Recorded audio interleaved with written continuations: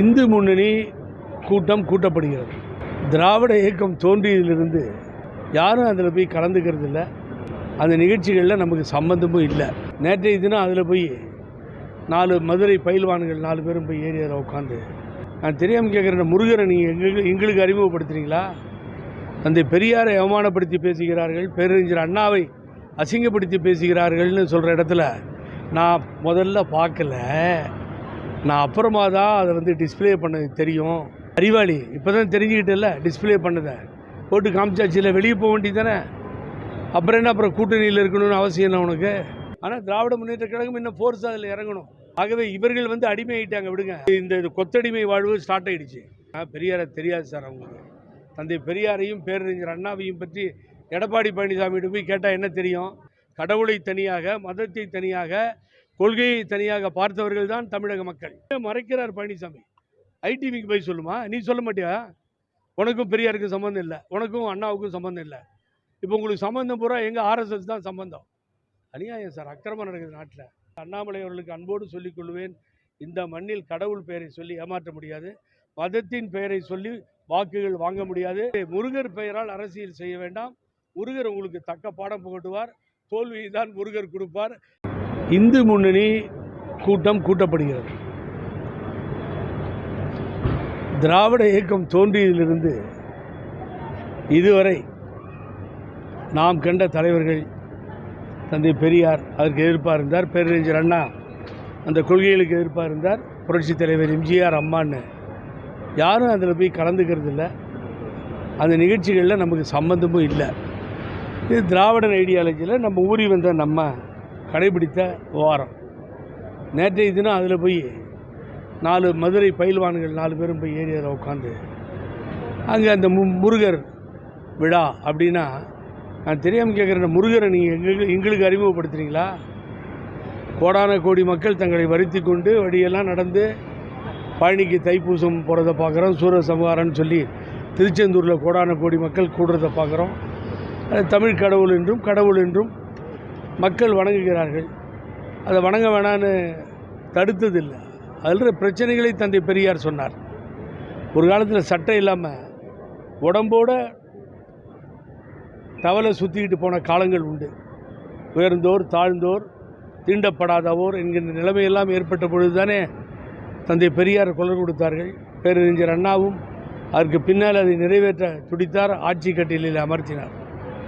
என்னங்க அநியாயமாக இருக்குது? அங்கே போய் மேடையில் உட்காந்துட்டு தந்தை பெரியாரை அவமானப்படுத்தி பேசுகிறார்கள், பேரறிஞர் அண்ணாவை அசிங்கப்படுத்தி பேசுகிறார்கள்னு சொல்கிற இடத்துல நான் முதல்ல பார்க்கல, நான் அப்புறமா தான் அதை டிஸ்பிளே பண்ணது தெரியும். அறிவாளி இப்போ தான் தெரிஞ்சுக்கிட்டல, டிஸ்பிளே பண்ணதை போட்டு காமிச்சாச்சு. இல்லை வெளியே போக வேண்டியது தானே.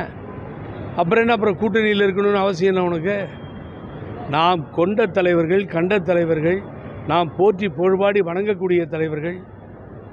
எவ்வளவு கஷ்டங்க. 18 ஆண்டு காலம் போராடி பேரறிஞர் பெருந்தகை அண்ணா அவர்கள் ஆட்சியிலே 67 ஆட்சி கட்டிலே இந்த திராவிட இயக்கத்தை அமர்த்தினார். எவ்வளவு பெரிய கேவலமான செயல் நினச்சி பாருங்கள். அவர்களை அசிங்கப்படுத்துவதை உட்காந்து பார்க்குறாங்க.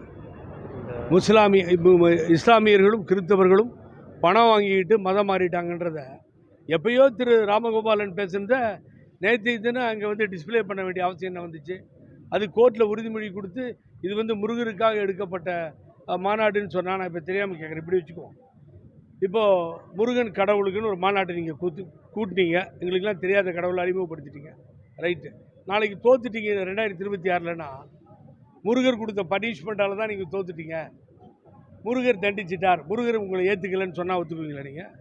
அதே போல் இந்த ஆளுங்கட்சியாளர்கள் கூட திமுக கூட பார்த்தீங்கன்னா எந்த ஒரு எதிர்வினையும் ஆகலை. ஆனால் என்னென்னா முருகர் மாநாடுன்னு சொல்லிட்டு அரசியல் பேசப்பட்டது, பெரியார் உள்ளிட்டவர்கள் தொடர்ந்து தலைவராக பேசுனாலே அரசு சைடு ஒரு நடவடிக்கை இல்லை. நேற்று அது மிஸ்டர் ஆர்எஸ் பாரதி அதுக்கு பதில் சொல்லியிருந்தது.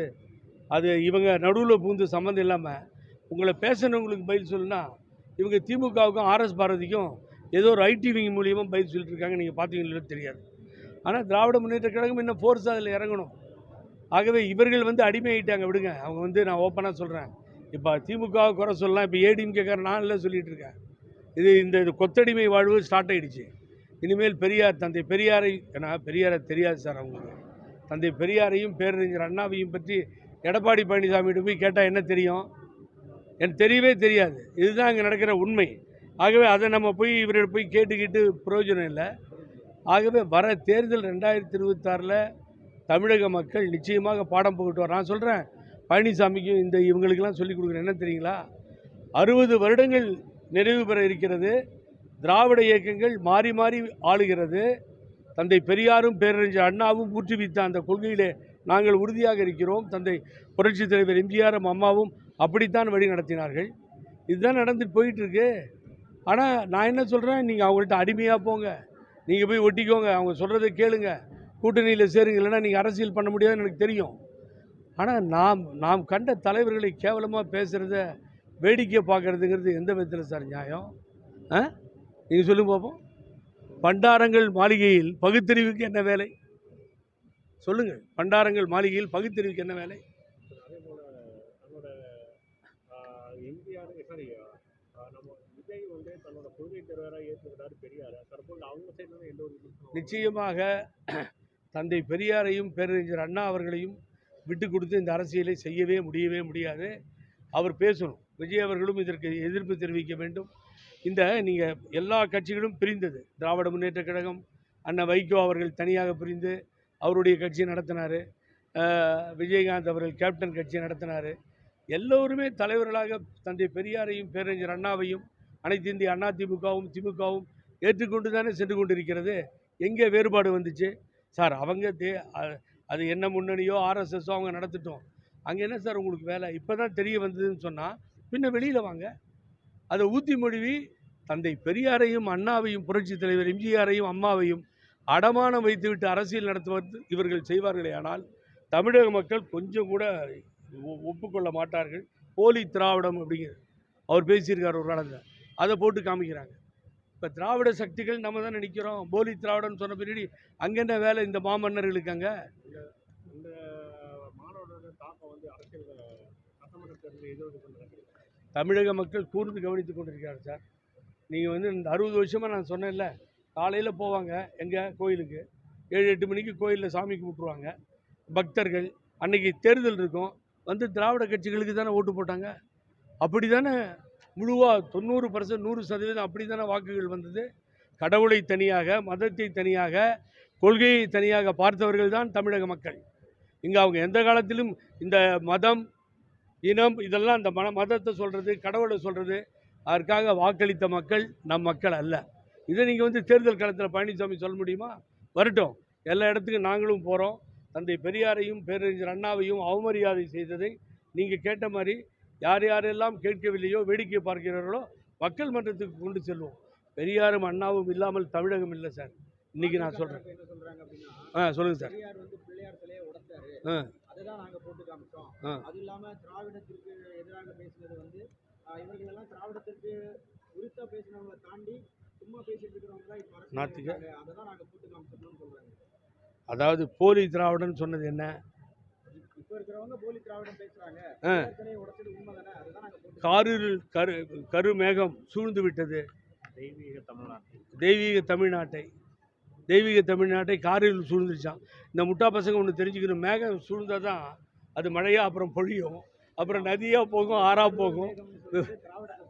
அதுதான் சொல்கிறேன், மேகம் எங்கேருந்து வரும்?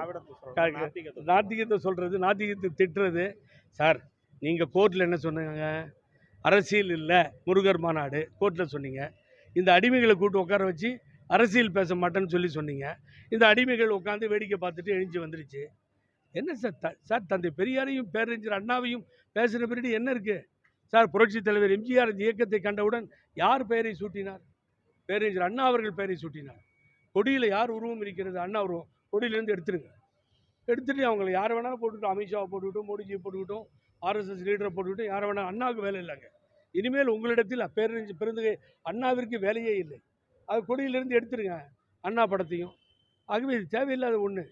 ஆகவே இதை ஏற்றுக்கொள்ள முடியாது. அதிமுக தொண்டர்கள் ஒப்புக்கொள்ள மாட்டார்கள். தகுந்த பாடத்தை மக்கள் தேர்தலிலே அளிப்பார்கள். அது என்னென்னு அப்படியே மறைக்கிறார் பழனிசாமி. ஐடிவிக்கு போய் சொல்லுமா? நீ சொல்ல மாட்டியா? உனக்கும் பெரியாருக்கும் சம்மந்தம் இல்லை, உனக்கும் அண்ணாவுக்கும் சம்மந்தம் இல்லை.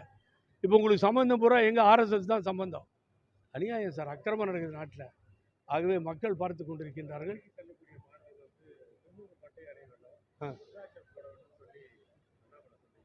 பாருங்க, அடுத்தது அவர் இப்போ தான் என்னுடைய நண்பர் அருமைக்குரிய அண்ணாமலை சொன்னார். என்ன சொன்னார்னா, அப்படியே ஒதுங்கிட்டேனே, நான் வந்து ஆடு மாடு மேய்ச்சிக்கிட்டு இருக்கேன், இவங்க தலைவர் பதவியிலிருந்து எடுத்த உடனே அவர் சொன்ன வார்த்தை, அப்படியே ஓய்வாக இருக்கும்போது கோயில் பக்கம் வரேன்னே, அரசியல்லாம் என்கிட்ட பேசாதீங்கன்னாரு.